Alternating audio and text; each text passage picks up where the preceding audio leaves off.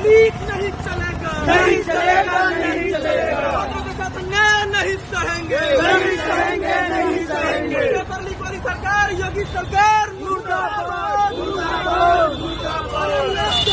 नहीं रहा लीक सेवा आयोग, लीक सेवा आयोग, लीक सेवा आयोग मुर्दाबाद, मुर्दाबाद, सरकार शर्म करो, शर्म नहीं। नमस्कार, आप सबका स्वागत करते हैं आपकी अपने इस खूबसूरत से प्लेटफॉर्म जिसका नाम है विद्यार्थी अपडेट। और आज लाए हैं आज की ताज़ी खबर। देखिए, आज की जो बड़ी खबर निकल के आ रही है, ये आ रही है बोर्ड परीक्षा को लेकर के। बोर्ड परीक्षा नियंत्रण कक्ष यानी कि जो नियंत्रण कक्ष है, स्ट्रांग रूम, वहाँ स्ट्रांग रूम में अगर कैमरे नहीं है, स्ट्रांग रूम ऑनलाइन से न जुड़ने वाले विद्यालय हो जाएंगे डिबॉर। डिबॉर कितने के लिए होंगे? 3 साल के लिए डिबॉर हो जाएंगे विद्यालय जो ऑनलाइन से नहीं जुड़ेंगे, मतलब कि उनमें कैमरे वैमरे नहीं लगे रहेंगे तो। ठीक है। यूपी बोर्ड सचिव ने विद्यालयों को कैमरे लगाने, कंट्रोल रूम से लिंक करने के लिए कल तक समय दिया था। अगर नहीं हुआ तो 15 को सरकारी आदेश जारी होगा और इसी आदेश के तहत क्या होगा, 3 साल के लिए स्कूल डिबार हो जाएंगे। ठीक है। बोर्ड परीक्षा नियंत्रण कक्ष से ऑनलाइन जुड़ने वाले विद्यालय के 3 साल के लिए डिबार किए जाएंगे। साथ ही प्रधानाचार्य समेत अन्य जिम्मेदार अफसरों के खिलाफ दंडात्मक कार्रवाई की जाएगी। यूपी बोर्ड के जो सचिव है, इस सचिव ने केंद्र से न जुड़ने वाले विद्यालयों को बुधवार तक सीसीटीवी कैमरे लगाने का आदेश दिया है। इसके बाद कार्रवाई सुनिश्चित की जाएगी। माध्यमिक शिक्षा परिषद की हाई स्कूल और इंटरमीडिएट परीक्षाओं के लिए केंद्र बनाए गए सभी विद्यालयों की ऑनलाइन निगरानी की व्यवस्था की गई है। इसके लिए सभी केंद्रों को सीसीटीवी कैमरे तथा इनके स्ट्रांग रूम के परिषद कार्यालय में स्थापित कमांड एंड कंट्रोल रूम से जोड़ा जाना अनिवार्य। अगर ऐसा नहीं किया गया तो क्या किए गए, इस स्कूल को 3 साल के लिए डिबार हो जाएंगे। ठीक है। और अगली खबर हमारी निकल के आ रही है कि अब 12वीं तक पढ़ाने के लिए आपको टीईटी पास करना होगा। जो नई एजुकेशन पॉलिसी है, नई शिक्षा नीति है 2020, इसके तहत क्या है, अगर आप 9वीं से 12वीं तक यानी कि 1 से भी अब 12 तक पढ़ा रहे हैं तो आपको टेट पास करना जरूरी है। अगर आप केंद्रीय विद्यालय के किसी स्कूल में पढ़ा रहे हैं कि सीबीएसई चाहे एसएससी बोर्ड में, तो उसमें आपको सी टेट पास करना होगा। अगर आप पास किए तभी पढ़ा सकते हैं, अगर नहीं पास है तो आप पढ़ा नहीं सकते। एक क्या नई शिक्षा नीति 2020 के लिए कहा गया है। अब देखिए, 12वीं कक्षा तक पढ़ाने के लिए शिक्षक पात्रता परीक्षा यानी कि टीईटी जरूरी होगी। अभी तक राज्यों और केंद्र सरकार के स्कूल में पहली से 8वीं तक शिक्षक बनने के लिए टीईटी जरूरी होता था, लेकिन राष्ट्रीय शिक्षा नीति एनईपी न्यू एजुकेशन पॉलिसी 2020 के तहत टीईटी को 9वीं से 12वीं तक लागू किया जाएगा। खास बात यह है कि सीटेट होता है एक केंद्रीय शिक्षक पात्रता परीक्षा है। इसी की तर्ज पर टेट को भी उम्र भर के लिए मान्य करने की योजना है। इसका अर्थ यह है कि कोई उम्मीदवार एक बार टीईटी अगर पास कर लेता है तो उम्र भर के मान लेगा। मतलब आप एक बार टेट पास हैं या सी टेट पास हैं, क्या करके आपकी पूरी उम्र तक वो मान्यता रहेगी, आप पढ़ा सकते हैं। जो पहले था विद्यालय, आपको चलता था विद्यालय 10+2+3 पे, इस पे चलता था, लेकिन अब है आपका 5+3+3+4। इससे क्या होगा, आपका स्कूल चलेगा, विद्यालय चलेगा। ठीक है। गुणवत्ता बढ़ाने के लिए सरकार ने तमाम कदम उठा रहे हैं और उठाती आई है। ठीक है। अब अगली खबर निकल के आई है आरओ भर्ती परीक्षा को लेकर के। देखिए, इसमें कई प्रश्न क्या हैं, गलत दिए गए हैं, जिससे क्या है अभ्यर्थी परेशान हुए हैं। और गलत जो प्रश्न है, इसके विशेषज्ञ कौन, डॉक्टर पृथ्वीनाथ पांडे ने कई प्रश्नों की भाषा पर भी सवाल उठाए कि भाषा पे भी क्या है, उसमें भी आपकी गड़बड़ियाँ है। कौन कौन सा प्रश्न है इसको समझते हैं। देखिए, प्रश्न नंबर आपका 20 है, 20 का क्या आंसर ही गलत है। और 22 क्वेश्चन नंबर 32 ऐसे जो सवाल है आप क्या है, गलत है। और उत्तर प्रदेश सरकार का इतिहास है कि कोई भी परीक्षा हो जाए यूपी में, उसमें से 4 से 5 अगर क्वेश्चन गलत ही ना हो, ऐसा हो ही नहीं सकता। ये कोई नई बात नहीं है, बड़ी बात नहीं है, ये परीक्षाएं होती जा रही है। लेकिन सबसे बड़ी बात है कि यूपीएससी जैसे एग्जाम में अगर क्वेश्चन गलत आने लगे तो छात्र कैसे पढ़ाई करेंगे, कैसे उनकी तैयारी रहेगी, क्योंकि इतने क्वेश्चन गलत है, क्योंकि उनका समय इसी में उलझ जाते हैं और क्वेश्चन कर नहीं पाते हैं।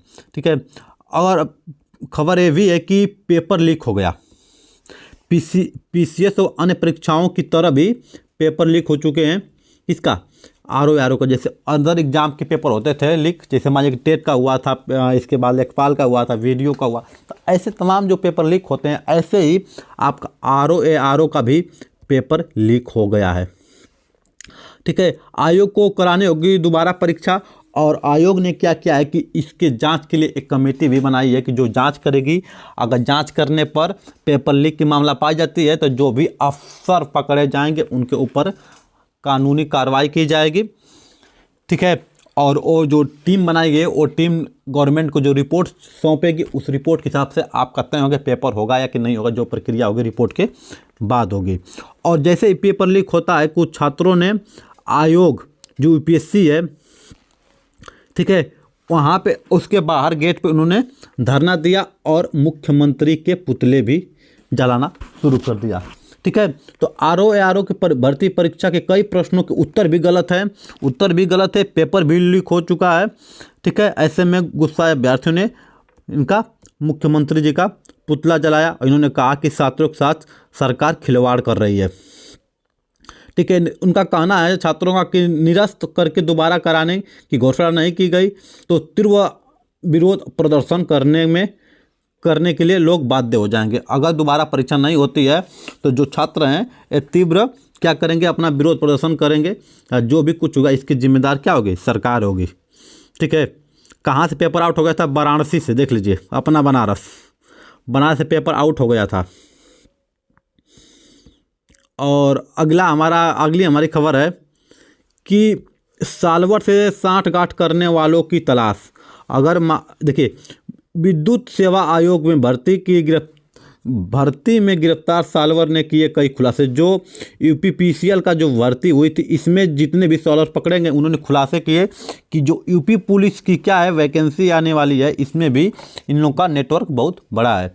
ठीक है, तो आयोग जो है क्या किया है कि इन्होंने अपनी तलाश शुरू कर दी है कि जो सालवर के सांठगांठ बैठाए हैं।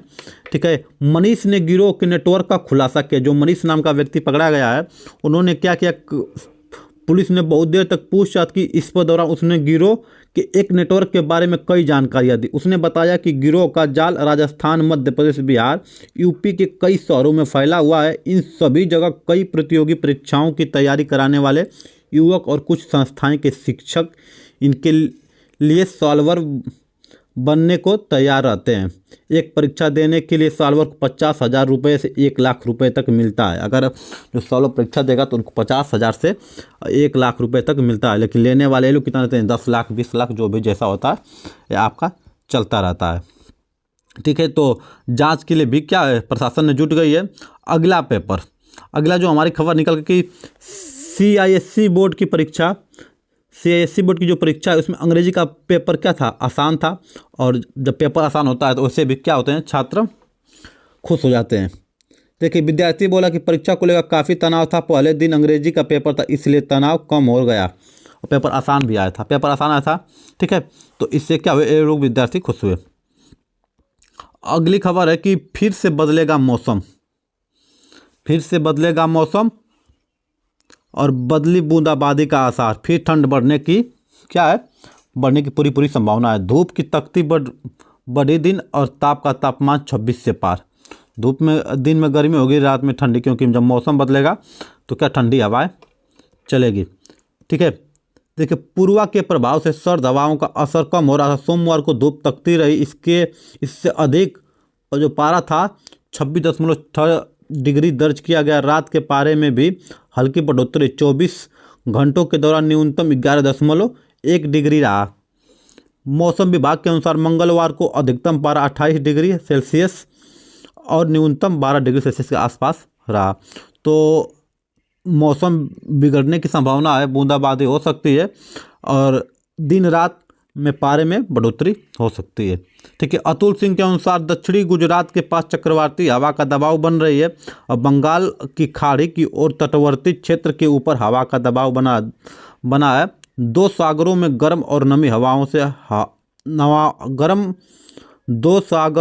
गर्म और नमी वाली हवा प्रदेश में के ऊपर मिल रही है, ऐसे खबर। ठीक है, तो बारिश होने की भी संभावना है। अब देखिए अगली खबर है कि AI, ड्रोन और साइबर सुरक्षा के ज्ञान से मिलेंगे अच्छे अंक। हाई स्कूल में कंप्यूटर में क्या होगा, आपके ड्रोन के बारे में, साइबर के बारे में, सुरक्षा के बारे में भी आपको पढ़ाया जाएगा। अगर आप कंप्यूटर एप्लीकेशन पढ़ते हैं तो उसमें पढ़ाया जाएगा। ठीक है, यूपी बोर्ड के हाई स्कूल कंप्यूटर विषय की परीक्षा 5 मार्च को द्वितीय पाली में होगी। बोर्ड ने पिछले साल कंप्यूटर विषय के पाठ्यक्रम में कुछ नए पाठ जोड़े हैं। परीक्षा में 70 नंबर के प्रश्न पत्रों में 20 अंक आपका जो बहुविकल्पी होगा और 50 अंक वस्तुनिष्ठ वर्णनात्मक प्रश्न पूछे जाएंगे। और बहुविकल्पी प्रश्नों के लिए क्या करेंगे, बहुविकल्पी प्रश्न आपको मार्कशीट पूछे जाएंगे। और इसमें आपका सबसे महत्वपूर्ण है कि आप ड्रोन के बारे में, साइबर सुरक्षा के बारे में आदि के बारे में अगर तैयारी करते हैं तो आपके अच्छे अंक मिल सकते हैं। ठीक है, और देखिए अगली खबर है कि राडार से बाहर है 500 से अधिक परीक्षा केंद्र, नोटिस जारी। 14 तक अगर CCTV नहीं लगता है तो 15 तक क्या होगा, सरकारी आदेश आ जाएगा और उस आदेश के ऊपर जैसे स्कूल पकड़े जाएंगे उस हिसाब से स्कूल के ऊपर कार्रवाई की जाएगी। 22 फरवरी से शुरू होने वाले हाई स्कूल इंटरमीडिएट की परीक्षाओं में प्रश्न पत्रों की ऑनलाइन 24 घंटे 7 दिन निगरानी होगी। 24 घंटे 7 दिन निगरानी होगी। और निगरानी कहाँ से होगी, डायरेक्ट बोर्ड से निगरानी होगी। ठीक है, इसमें कितने विद्यालय हैं तो 8245 जो केंद्र हैं, जो इनके जो स्ट्रांग रूम है, इनके लिए क्या है, इनके अंदर अगर कैमरा नहीं लगाया गया है तो इनके ऊपर क्या होगा, कार्रवाई की जाएगी और 3 साल के लिए स्कूल दीवार पर चले जाएंगे। ठीक है, और जो अधिकारी पकड़े जाते हैं, जो कर्मचारी पकड़े जाते हैं, जो विद्यालय के प्राचार्य प्रबंधक लोग पकड़े जाते हैं, उनके ऊपर भी गवर्नमेंट की तरफ से दंडात्मक कार्रवाई की जाएगी। ठीक है, अगली खबर है कि नकल की आशंका में परीक्षा केंद्रों की सूची। ठीक है, अगर जो यूपी बोर्ड की परीक्षा होने वाली है 17 और 18 फरवरी को, इसमें जो नकल होने वाली है इसके लिए सरकार ने पहले एक कमर कस ली है कि किसी प्रकार कोई नकल ना हो और अपनी तैयारी कर रही है। ठीक है, और जो पकड़े जाते हैं उनके ऊपर भी कार्रवाई की जाएगी। अगली हमारी परीक्षा है STF से परीक्षा की जांच कराने की सिफारिश की गई। जो STF टीम है इससे क्या किया गया कि सिफारिश की गई, किसके लिए, कि जो परीक्षा में नकल हुआ है इसकी जांच कराने के लिए। उत्तर प्रदेश लोक सेवा आयोग ने शासन से की अनुशंसा जांच के लिए एक आंतरिक समिति का भी गठन किया। एक समिति बनाई गई है जो जांच करेगी। ठीक है, और जांच करने के बाद जो रिपोर्ट मिलेगी उस रिपोर्ट के हिसाब से कार्रवाई की जाएगी। आयोग के सचिव अशोक कुमार के अनुसार ROARO प्रारंभिक परीक्षा 2023 के संबंध में समाचार पत्रों में प्रकाशित खबरों को दृष्टिगत रखकर आयोग ने इस पूरी परीक्षा की जांच के लिए एक आंतरिक समिति का गठन किया है। एक आंतरिक समिति का क्या किया है, गठन किया है।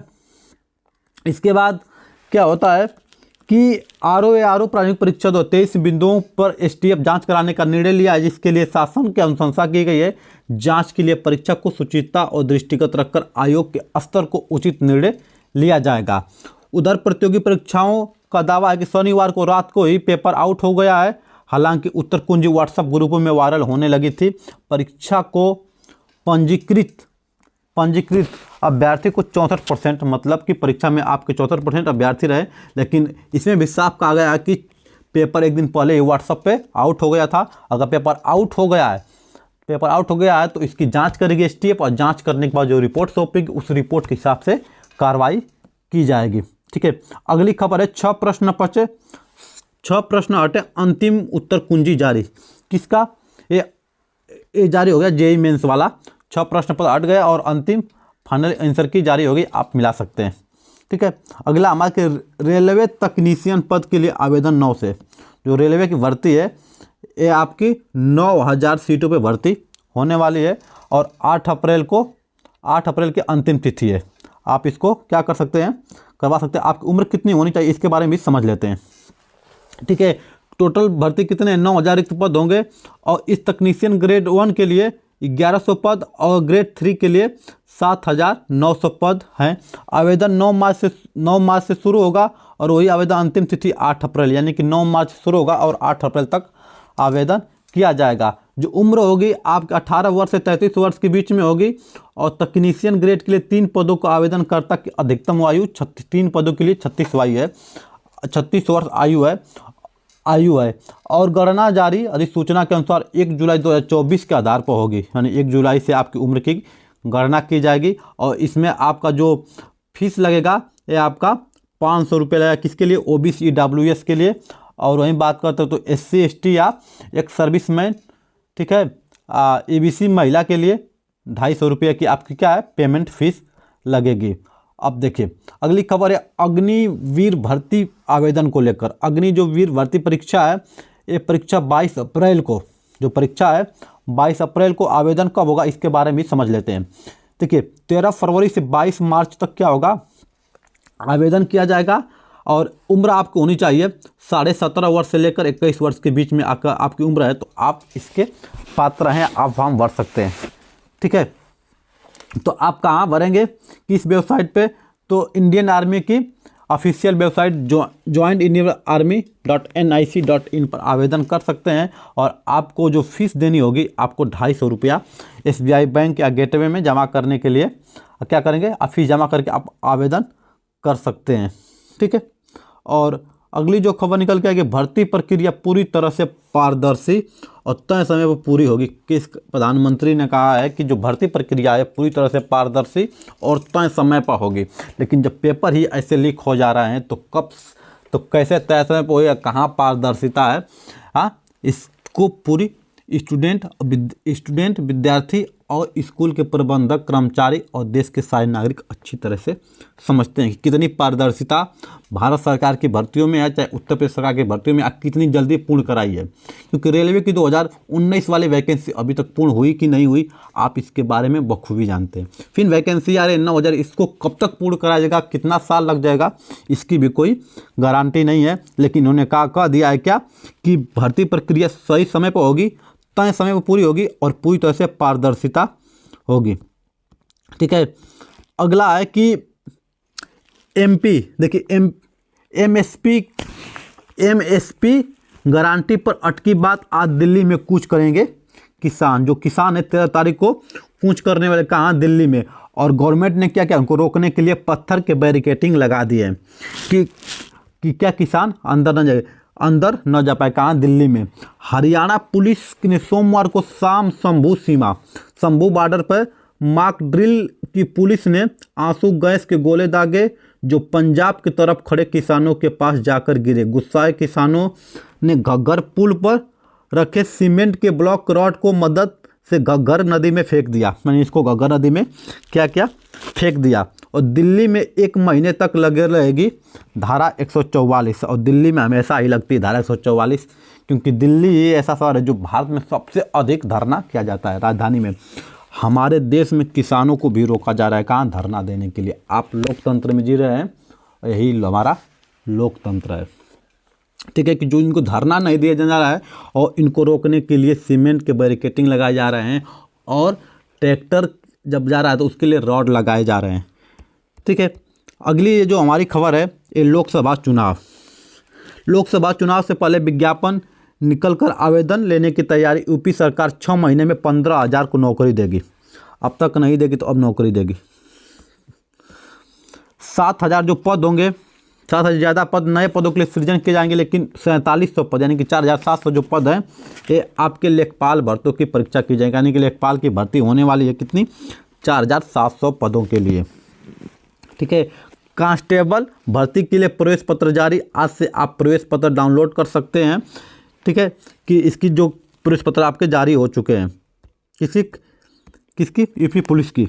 अगली हमारी जो खबर है, रोजगार मेले में 1 लाख से अधिक कर्मियों को सौंपे गए नियुक्ति पत्र। भर्ती प्रक्रिया पूरी तरह से पारदर्शित रही, ऐसा कौन, प्रधानमंत्री ने कहा है, ठीक है। अगली जो हमारी खबर है, यूपी में शिक्षा सेवा चयन आयोग इसी माह, तो जो शिक्षक भर्ती की तैयारी करें उनके लिए बहुत बड़ी खबर है कि जो यूपी में शिक्षा आयोग है, शिक्षा चयन आयोग, उसका गठन इसी माह हो जाना, यानी फरवरी में ही गठन हो जाएगा। और 100 से ज़्यादा आवेदन उच्च शिक्षा विभाग के पास आए पद के लिए, ठीक है। उच्च शिक्षा विभाग के पास आए, क्या खबर, इसको थोड़ा विस्तार समझते हैं। उत्तर प्रदेश शिक्षा चयन आयोग का विविध गठन इस माह हो जाने की पूरी संभावना। आयोग के अध्यक्ष एवं सदस्यों का चयन प्रक्रिया शुरू हो गई है। सभी पदों के लिए उच्च शिक्षा आयोग के पास 900 से ज़्यादा आवेदन आए हैं। इस चयन के लिए मुख्य सचिव अध्यक्षता से गठित सर्च कमेटी की बैठक जल्द होने वाली है। शासन उच्च न्यायालय विभाग ने 22 दिसंबर 2023 को आयोग के अध्यक्ष एवं सदस्य के 12 पदों की नियुक्ति के लिए आवेदन पत्र, बायोडाटा सहित निर्धारित अन्य रूप को आमंत्रित किया था। और क्या हुआ कि सेवा के प्रमुख सचिव स्तर के वर्तमान और निवर्तमान अफसर विश्वविद्यालय के कुलपति व पूर्व कुलपति प्रोफेसर के रूप में 10 वर्षों का जो उनके पास अनुभव है, 3 वर्षों का प्रशासनिक अनुभव है, वो लोग क्या है आवेदन कर रहे हैं। और जैसे ही आवेदन प्रक्रिया स्वीकार की जाती है तो नए आयोग का क्या चयन कर दिया जाएगा। मतलब नया शिक्षा चयन आयोग इसी माह होने की पूरी संभावना है। अगर बात करें कि पेपर में, तो पेपर में हर बार, हर साल, हर दिन आता है कि आयोग बनेगा, भर्ती आएगी, लेकिन हकीकत कितनी है, ज़मीनी स्तर पर कितनी भर्ती आ रही है, ये हमें और आपको सोचने की ज़रूरत है। ठीक है, अगली खबर देखते हैं कि आरओ भर्ती की परीक्षा के लिए पेपर आउट, आरोपों के लिए एसटीएफ की जाँच की सिफारिश की गई। किसके द्वारा? यूपी के पूर्व मुख्यमंत्री अखिलेश यादव द्वारा क्या कहा, सिफारिश किया कि इसको जाँच कराई जाए। और गवर्नमेंट ने क्या कमेटी बना दी है। आरओ की परीक्षा निरस्त करने का आरोप छात्रों ने लगाया और आयोग गेट के बाहर धरना दिया। ठीक है, इनका मानक 2016 में पेपर लीक हुआ था और इसमें क्या है कि हिंदी के पेपर में बहुत सारी गलतियां भी है। तो वीडियो कैसी लग रही है कमेंट करके जरूर बताएं। मिलते हैं अगले वीडियो में ऐसे ही कुछ मज़ेदार खबरों के लिए। तब तक के लिए आज्ञा दीजिए। नमस्कार, जय हिंद, वंदे मातरम।